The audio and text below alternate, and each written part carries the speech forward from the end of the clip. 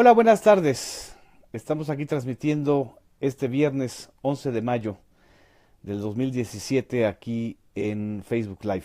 Les agradezco a los que están sumándose a esta grabación que tiene como objetivo recordar lo que ocurrió hace 5 años en la Universidad Iberoamericana.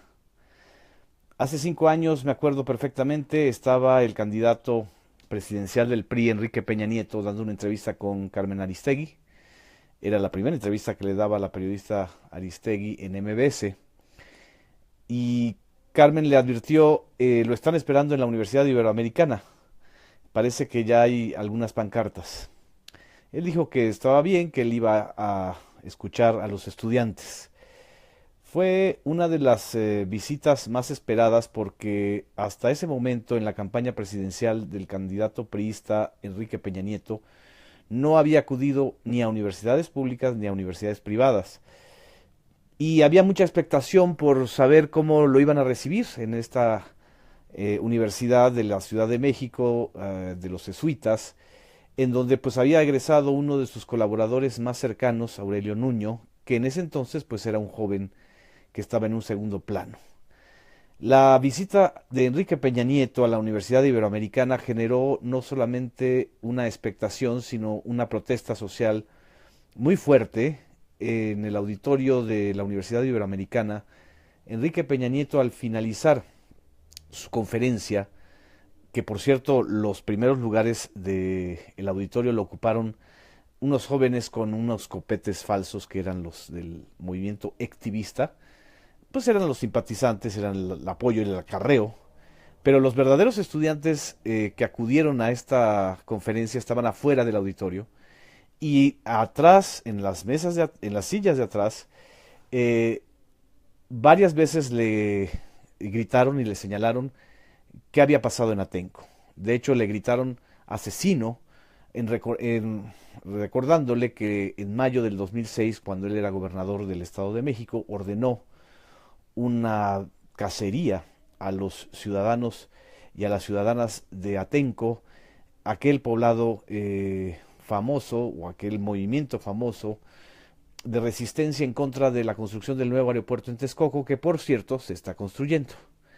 Y por cierto, el movimiento de Atenco ha sido dividido, fragmentado, corrompido, aunque hay integrantes como América del Valle y como otros integrantes de este movimiento, que fue obviamente señalado en los medios afines al priismo y al gobierno como si fueran revoltosos, los hombres con machetes, los violentos. Aquellos gritos de asesino en Atenco molestaron a Peña Nieto. Entonces, al finalizar, Peña Nieto toma el micrófono y dice que él dio la orden de lo que sucedió en Atenco y literal señala y lo volvería a hacer. Esa última frase generó una irrupción masiva de gritos, de protestas, de impugnaciones al candidato priista, que tuvo que salir del auditorio en medio de gritos de fuera Peña y Atenco no se olvida, Atenco no se olvida. Ahí están los videos que el día de hoy se están otra vez reproduciendo para recordar ese episodio. La fuga de Peña Nieto de la Ibero es quizá uno de los documentos claves que anticiparon prácticamente lo que estamos viviendo en este sexenio y cómo está terminando su sexenio, aunque le falten más de un año y meses para terminar su sexenio. Peña Nieto ya está escuchando en las calles, en las plazas públicas, ese grito de fuera Peña que le endilgaron los estudiantes de la Universidad Iberoamericana en protesta por esa posición represiva que reiteró en campaña en relación con el movimiento de Atenco. Por supuesto, hay muchas anécdotas en relación con aquella visita de la Ibero, cuando Peña Nieto entra al baño y se esconde. Algunos dicen, o algunas versiones dicen que se escondió, otras dicen que fue a vomitar. No sabemos si estaba enfermo o si la protesta provocó una crisis de nervios en Peña. No sabían cómo salirse de esa. Suspendió su entrevista que tenía con Radio Ibero ese día y a empujones y en medio de un zapatazo que se vio que le tiraron, Peña Nieto salió de la Ibero y desde ese momento su campaña pues quedó prácticamente abollada. El muñeco de Televisa había sido impugnado socialmente.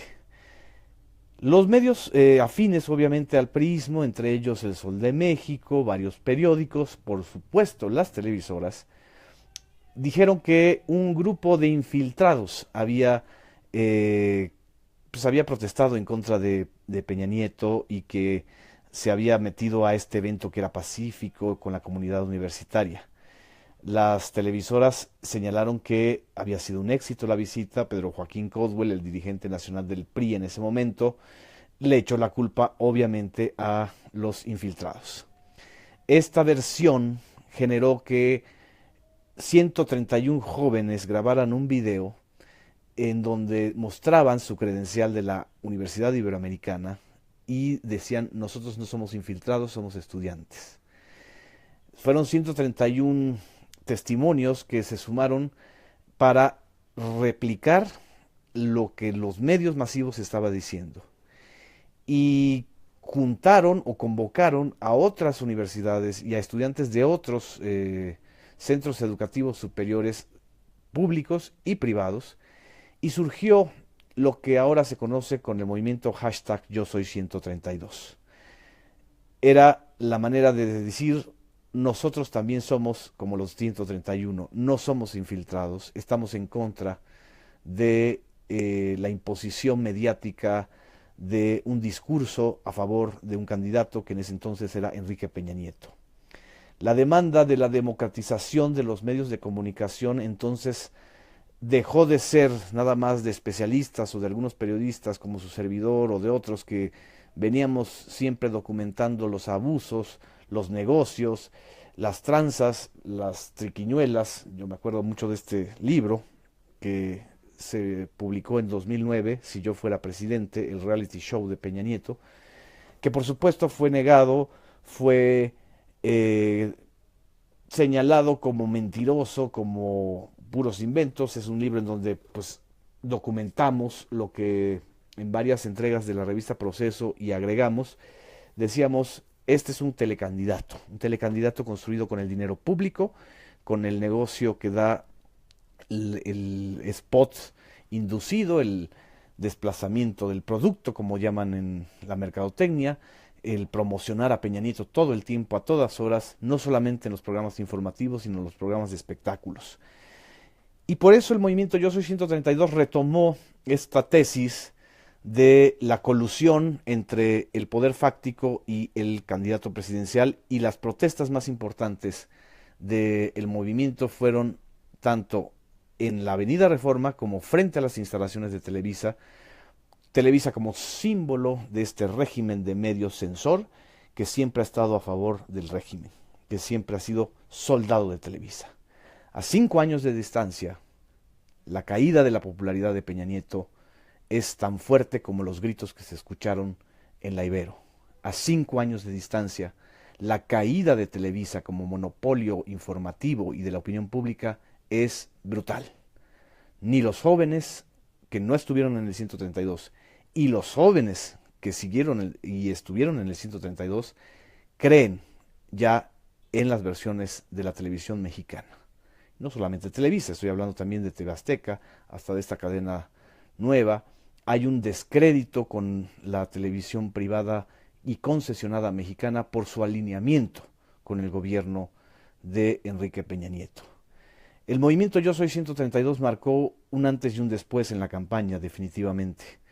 Hasta ese momento nada parecía amenazar al telecandidato para ganar en el 2012.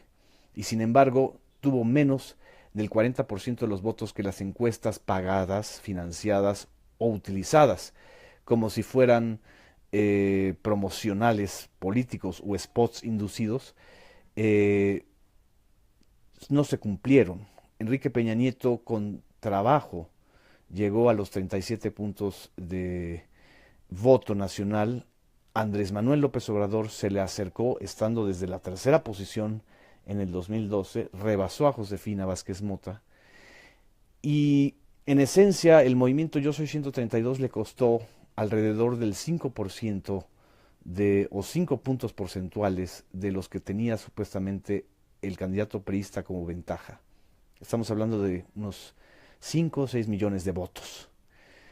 Y quedó marcado desde entonces este gobierno como un gobierno inepto, como un gobierno que tiene el repudio de los jóvenes, como el presidente que es despreciado por su incapacidad para dialogar, por su mano dura, por su autoritarismo, por la manera en que siempre trata de engañar y ocultar y de distraer o dispersar la atención hacia los problemas reales.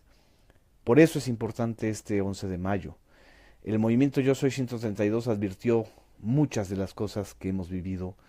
No las advirtió con la suficiente sentido trágico, porque hasta ese momento no podíamos esperar que en México hubiera un Tlatlaya, un San Fernando, los 43 desaparecidos de Ayotzinapa, una matanza en Nochistlán, las matanzas en Michoacán, lo que ha sucedido en estos días en Palmarito, Puebla, lo que está sucediendo con los reporteros y periodistas asesinados, lo que está sucediendo con miles de desaparecidos y con cientos de ejecutados por la desgracia de esta colusión entre las autoridades, fuerzas federales y fuerzas militares con el crimen organizado, peleándose y disputándose las plazas. Por supuesto, no todo es responsabilidad de Peña Nieto. No es que él haya ordenado este tipo de matanzas. Pero desde que en el momento que dijo que él volvería a repetir la orden que dio en Atenco, desde ese momento ya sabíamos que estábamos ante un presidente insensible a los problemas sociales, insensible a los reclamos de respeto a los derechos de la tierra, a los derechos comunales, a los derechos de los trabajadores, de las comunidades afectadas por los negocios, por los enormes negocios como estamos viendo y documentando todos los días. Es difícil y duro a veces hacer este tipo de recuentos, pero es para que no nos olvidemos nunca de que no tenemos ni por qué repetir esta historia. Los jóvenes del Yo Soy 132 tenían razón, tuvieron razón, tienen razón. No más telepresidentes, no más candidatos impuestos por los poderes fácticos, no más presidentes autoritarios. Muchas gracias, buenas tardes. Esta es una grabación para conmemorar este día.